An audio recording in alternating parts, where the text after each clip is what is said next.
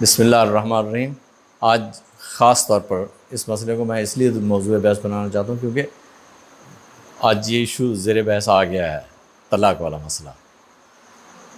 آپ حیران ہوں گے کہ ہماری فقہ میں، چاہے وہ سنیوں کی فقہ ہو چاہے شیعوں کی ہو، کوئی بھی،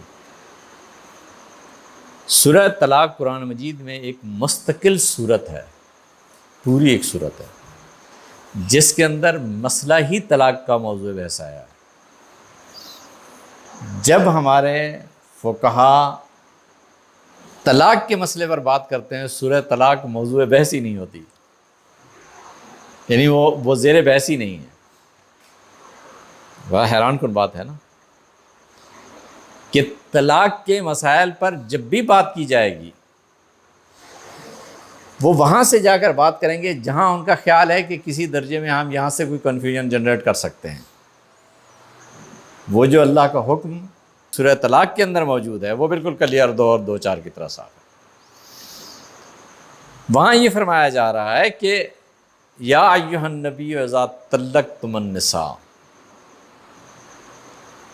اے نبی صلی اللہ علیہ وسلم، تم لوگ، اے نبی صلی اللہ علیہ وسلم تم لوگ، یعنی خطاب سٹارٹ پیغمبر صلی اللہ علیہ وسلم سے ہو رہا ہے اور اس کے بعد مسلمانوں سب کو اکٹھا کیا جا رہا ہے۔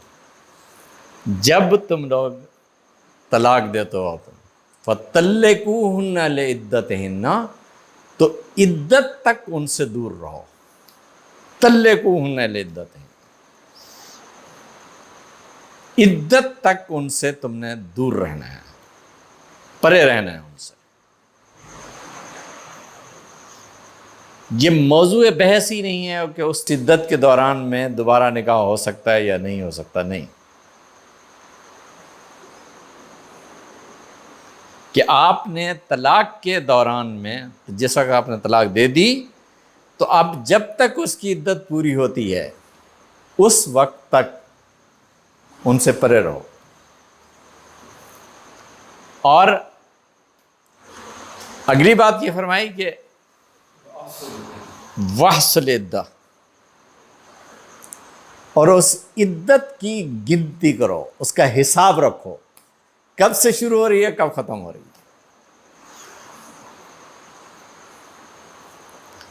عدت کب شروع ہو رہی ہے کب ختم۔ وَاحْصُلِ الْعِدَّةَ، عدت کا حساب رکھو۔ وَلَا تَخْرُجُوهُنَّ مِن بُيُوتِهِنَّ، اور انہیں گھروں سے بھی مت نکالو۔ وَلَا يَخْرُجْنَ، اور وہ بھی گھروں سے مت جائیں، وہ بھی گھروں سے نہ جائیں۔ یعنی تم نے طلاق دی ہے اپنی بیویوں کو تو پہلا حکم اس کے اندر طلاق کے فوراً بعد پہلا حکم یہ ہے کہ عدت تک ان کے قریب مت جانا۔ دوسرا حکم عدت کا خیال رکھنا ہے، حساب رکھنا ہے۔ تیسرا حکم انہیں گھر سے نہیں نکالنا۔ چوتھا حکم عورت نے خود بھی گھر سے نہیں نکلنا۔ وَلَا يَخْرُجْنَ إِلَّا أَن يَأْتِينَ، ہاں وہ خود کوئی بے حیائی یا غلط کام میں مبتلا ہوتی ہیں تو ٹھیک ہے، تم انہیں گھر سے نکال سکتے ہو۔ اب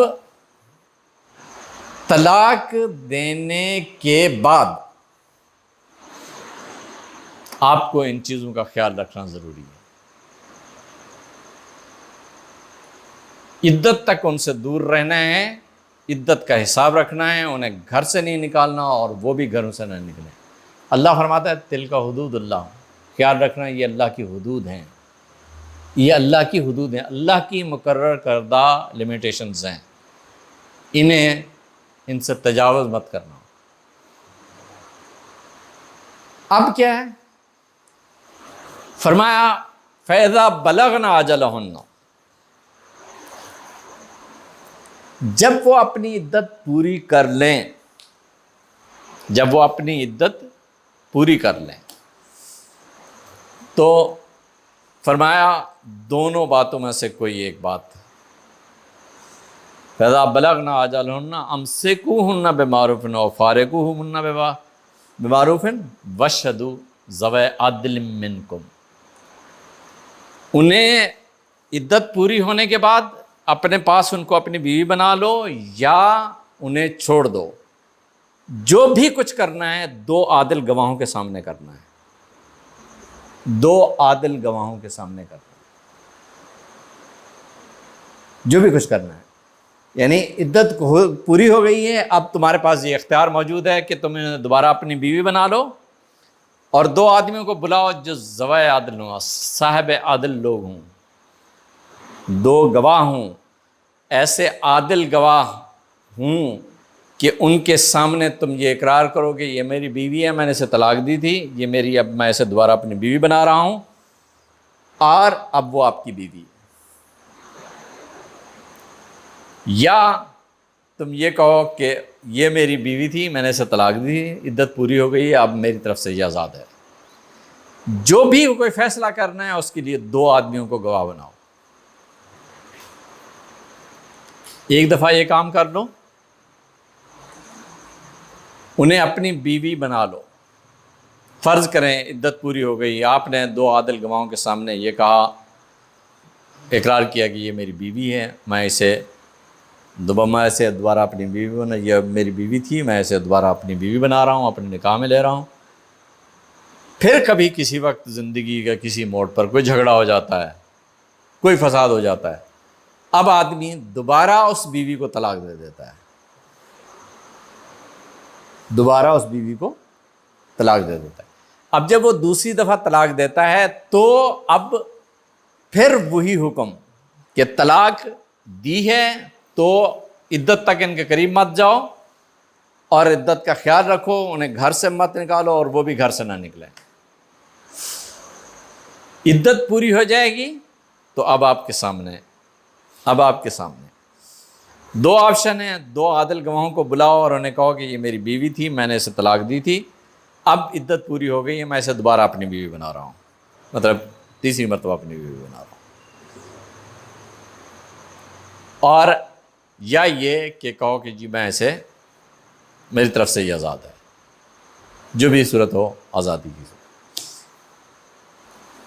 اور اگر تم اسے تیسری مرتبہ بھی اپنی بیوی بنا لیتے ہو تو اب اگر زندگی میں کبھی کوئی ایسا چانس آیا کہ اب تمہاری دوبارہ تیسری مرتبہ لڑائی ہو گئی اور تم نے اپنی بیوی کو طلاق دے دی تو اب معاملہ ختم.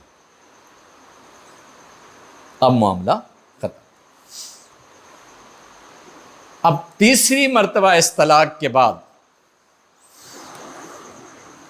اس عورت کی حیثیت بدل جاتی ہے.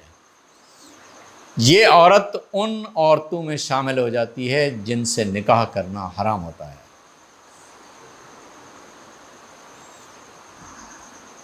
ہاں، صرف ایک صورت ہے کہ وہ عورت کسی اور مرد سے نکاح کرے اور وہ مرد اسے طلاق دے دے تو اب آپ کے لیے وہ عورت عام عورت کے لیول پر آ جائے گی.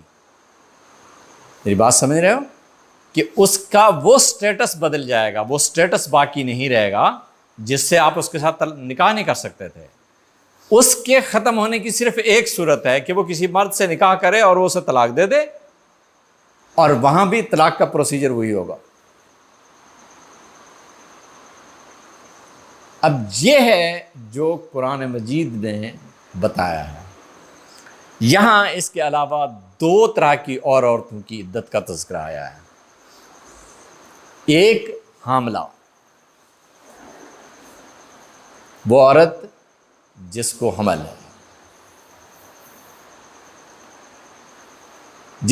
ہے، اس کی عدت ہے حمل کا پورا ہونا.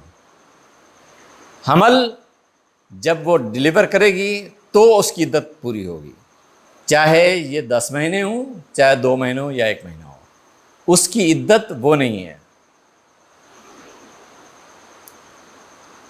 اور اب عدت کا معاملہ یہاں اس کے لیے مختلف ہے. جب یہ عورت اس سے یہ اپنی عدت پوری کر لیتی ہے تو اب آپ کے پاس اختیار ہوتا ہے کہ اب آپ اسے دوبارہ اپنی بیوی بنا لیں یا آپ اسے چھوڑ دیں. یہ اختیار اب بھی آپ کے پاس موجود ہے. قرآن مجید میں الطلاق مرتان فامساک بمعروف و تسریم باحسان والی جو سورہ بقرہ کے اندر آیت آئی ہے، بعولاتہن احق بردہن فی ذالک، یہ صرف ان عورتوں کے لیے کہا گیا ہے جو عورتیں حاملہ ہیں، کیونکہ حمل کی صورت میں عورت کے پیٹ میں ایک اور زندگی جنم لے رہی ہے۔ فرمایا ایسی صورت میں وہ اپنے شوہروں کے پاس رہیں، یہ زیادہ مناسب ہے۔ بعولاتہن احق بردہن فی ذالک، مولوی صاحبان نے اسے عدت کے دوران رجوع بنا لیا، اور یہ خیال نہیں کیا کہ قرآن مجید نے بالکل کلیئر کہا ہے فَطَلِّقُوهُنَّ لِعِدَّتِهِنَّ، طَلِّقُوهُنَّ لِعِدَّتِهِنَّ کہ عدت تک ان سے دور رہنا ضروری ہے، اس کو نظر انداز کر دیا۔ آگے ایک اور قسم ہے،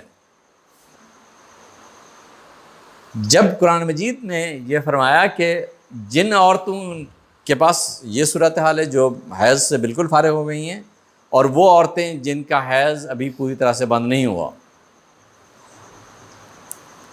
ان کے متعلق حکم یہ دیا کہ وہ ابھی اپنی عدت 3 مہینے تک پوری کریں۔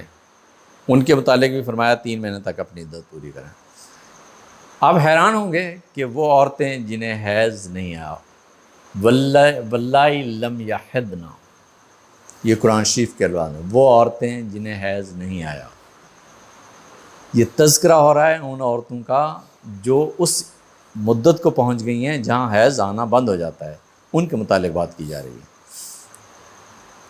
قربان جائیں ہمارے علماء پر، انہوں نے فرمایا اس سے مراد وہ عورتیں ہیں جنہیں ابھی حیض آیا ہی نہیں ہے، یعنی وہ لڑکیاں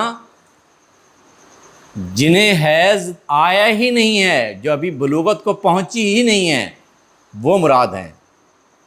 وہ اللہ کے بندو، اگر وہ مراد ہیں تو صرف اتنی مراد نہیں ہے، یہ وہ عورتیں ہوں گی جو صرف ابھی بچیاں بلوغت کو نہیں پہنچی بلکہ ان کے ساتھ سیکس کا عمل بھی پورا ہو چکا ہے۔ اگر وہ عورتیں جن کے ساتھ سیکس کا عمل پورا نہیں ہوا، ان کے لیے تو عدت ہے ہی نہیں، عدت تو اسی صورت میں ہے نا کہ ان کے ساتھ، یعنی وہ عورتیں جنہیں ابھی حیض نہیں آیا، یعنی اگر وہ نابالغ ہیں تو ان نابالغوں کی عدت، سبحان اللہ سبحان اللہ، کیا ذہن ہے کہ نابالغ عورت کی عدت بتائی جا رہی ہے، اور نابالغ سے مراد وہ ہے ابھی وہ لڑکیاں، وہ بچیاں جو ابھی بلوغت کو نہیں پہنچی۔ صرف اتنی نہیں کہ وہ بلوغت کو نہیں پہنچی، بلکہ اس بلوغت کو نہ پہنچتے ہوئے ان کے ساتھ سیکس بھی پورا نہیں ہوا، یعنی بلوغت سے پہلے سیکس بھی کیا جا سکتا ہے۔ یہ ہے وہ آپ کے فقہ کا ذہن جس نے قانون کو آپ کے ہاں فروغ دیا، اور صرف اس وجہ سے کہ اللہ کے کلام میں کسی نہ کسی درجے میں کوئی نہ کوئی شک پیدا کرنا مقصود تھا، ورنہ قرآن مجید کے اندر یہ حیران کن بات ہے کہ طلاق کی مستقل صورت ہوتے ہوئے طلاق کے جتنے بھی مسائل ہیں انہیں قرآن مجید کی اس صورت کے ساتھ کوئی تعلق ہی نہیں جوڑا گیا۔ یہ ہے وہ آپ کا فقہی ذہن جس نے اب آپ تک اس تواتر میں بھی آ کر یہ دخل اندازی کی جو کبھی بدل ہی نہیں سکتا تھا۔ یعنی آپ غور کر سکتے ہیں کہ نابالغ لڑکی کے ساتھ سیکس ہو، اور اس کے باوجود سیکس ہو اور پھر وہ عدت بھی پوری کرے، یہ ہے وہ ذہن جس نے اب تک آپ کے دینی شعور کو گائیڈ کیا ہے۔ اللہ تبارک و تعالی ہمیں سمجھنے کی توفیق عطا فرمائے کہ ہم کس قسم کی مشکل کا شکار ہیں یہاں۔ السلام علیکم ورحمۃ اللہ۔